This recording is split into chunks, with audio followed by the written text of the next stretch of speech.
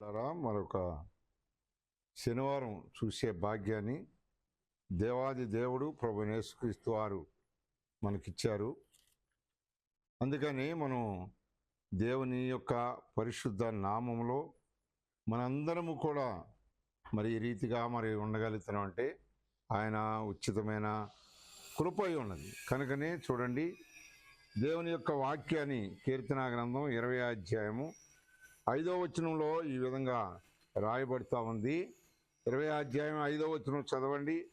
దేవుని యొక్క మాట వినండి. దేవుడు నిన్ను నీ కుటుంబాన్ని రక్షిస్తారు.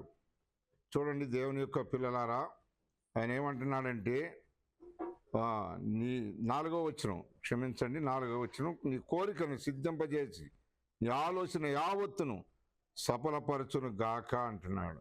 నువ్వేం ఆలోచిస్తున్నావో, నువ్వేమి కోరుతున్నావో దేవుడు నీకు సహాయం చేస్తాడన్న సంగతి మర్చిపోవద్దండి. 5వ వచనంలో కూడా అంటున్నాడు, చూడండి, ఇప్పుడు నీ ప్రార్థనలన్నీ యెహోవా సఫలపరచును గాక అంటున్నాడు. ప్రార్థన చేస్తున్నాం, పనులు జరగట్లేదు. ప్రార్థన చేస్తున్నాం, ముందుకు వెళ్ళలేకపోతున్నాం అని అనుకుంటున్నారా? తగిన సమయంలో దేవుడు నీకు గొప్ప సహాయాన్ని చేస్తాడు. ధైర్యంగా కొనసాగండి, ప్రార్థనలో ఉండండి. దేవుడి కుటుంబానికి అట్టి మేలు చేయనుగాక. ఆమేన్.